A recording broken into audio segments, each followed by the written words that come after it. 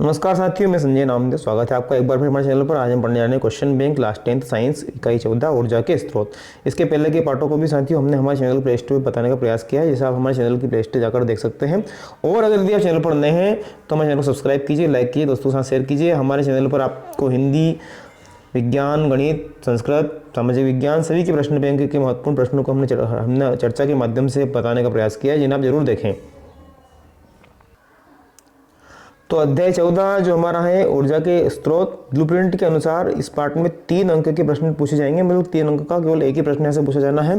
अर्थात यहाँ से कोई लघुत्तरी या यह कहा जाए कि लघुत्तरी प्रश्न के अलावा कोई वस्तुनिष्ठ प्रश्न नहीं पूछा जाना है। तो इन प्रश्नों को हम देख लेते हैं। ऊर्जा का संरक्षण नियम, क्या कोई ऊर्जा स्रोत प्रदूषण मुक्त हो सकता है, इस प्रकार के सभी प्रश्नों को आइए हम एक साथ ही हल करके देख लेते हैं।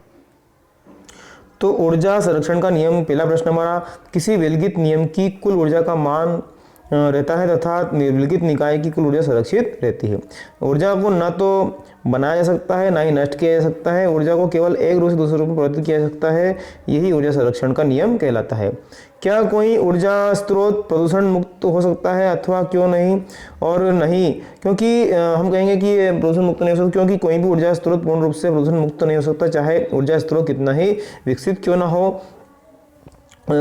फिर भी पर्यावरण को किसी न किसी प्रकार से नुकसान पहुंचाता ही है। सौर सेल को प्रायः प्रदूषण मुक्त कहते हैं, परंतु इस युक्ति के निर्माण में पर्यावरणीय क्षति तो होती ही है। आइए अगला प्रश्न देखते हैं, नाभिकीय ऊर्जा का क्या महत्व है? तो अन्य परंपरागत ऊर्जा स्रोत सीमित और तथा शीघ्र समाप्त हो जाने वाले, जबकि नाभिकीय ऊर्जा बहुत लंबे समय तक हमारी ऊर्जा आवश्यकताओं को पूरा कर सकती है। जीवाश्मी ईंधन से प्राप्त ऊर्जा की तुलना में यूरेनियम के विखंडन से बहुत अधिक ऊर्जा प्राप्त होती है। महासागरों से प्राप्त हो सकने वाली ऊर्जा की क्या सीमाएं हैं? ज्वार भाटा की ऊर्जा का उपयोग करने के लिए बांध बनाने योग्य सर्वाधिक स्थान सीमित हैं। तरंग ऊर्जा केवल उन्हीं स्थानों पर उपयोग की जा सकती है जहां तरंगे पर्याप्त शक्तिशाली हो। महासागरीय तापीय ऊर्जा के दोहन की तकनीक बहुत ही कठिन होती है। इस तरह से भूतापीय ऊर्जा क्या होती है? तो पृथ्वी के आंतरिक भाग में स्थित पिघली हुई चट्टानें भूगर्भीय हलचल के कारण केंद्रीय भाग की सतह की ओर विस्थापित हो जाती है तथा गर्म क्षेत्रों का निर्माण करती है। जब भूगर्भीय जल इस प्रकार गर्म क्षेत्रों के संपर्क में आता है तो वाष्प बदल जाता है तथा इस जल वाष्प को पाइपों की सहायता से बाहर लाकर टरबाइन चलाकर विद्युत ऊर्जा उत्पन्न की जा सकती है। पृथ्वी के गर्भ में स्थित उच्च ताप क्षेत्रों से संबद्ध ऊर्जा को भूतापीय ऊर्जा कहते हैं। हम ऊर्जा के वैकल्पिक स्रोतों की ओर ध्यान क्यों नहीं दे रहे हैं?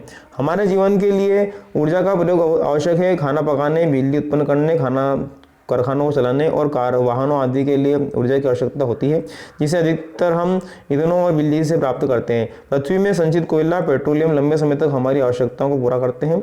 अभी भी ये धरती की गहराई में विद्यमान है और इन्हें हम प्राप्त कर रहे हैं, पर ये अनवीनीकरण ऊर्जा स्रोत हैं। इनका एक बार प्रयोग कर लेने के बाद इनका उपयोग पुनः नहीं हो सकता। इसलिए आवश्यक है कि हम उस ऊर्जा का अधिक से अधिक उपयोग करें जो नवीनीकरणीय है। और सौर ऊर्जा ही अंततः हमारे लिए ऐसा स्रोत है जो पवन और जल के माध्यम से ऊर्जा प्रदान कराकर हमें आधार बनाता है। और सौर ऊर्जा का सीधा प्रयोग सोलर प्लेटों के से किया जाता है। कोयला, पेट्रोलियम, जीवाश्म ईंधन तो अनवीनीकरण है तथा कुछ वर्ष बाद समाप्त हो जाएंगे। हमारी आवश्यकताएं निरंतर बढ़ रही है, उन्हें पूरा करने के लिए नवीनीकरणीय ऊर्जा स्रोतों का उपयोग में वृद्धि करना चाहिए। भविष्य में ऊर्जा संकट का सामना न करना पड़े, नवीनीकरणीय ऊर्जा से वातावरण प्रदूषण को भी रोका जा सकता है। उत्तम ईंधन किसे कहते हैं?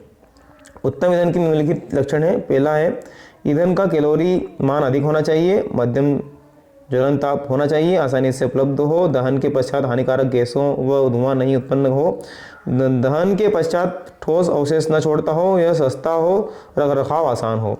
जीवाश्म ईंधन से होने वाली हानियां लिखी है। तो जीवाश्म ईंधन से होने वाली हानियां निम्न है। पृथ्वी पर जीवाश्म ईंधन का सीमित भंडार उपलब्ध है, अतः इनका संरक्षण आवश्यक है। जीवाश्म ईंधन जलाए जाने पर प्रदूषण फैलाते हैं और इनके द्वारा अम्लीय वर्षा होती है।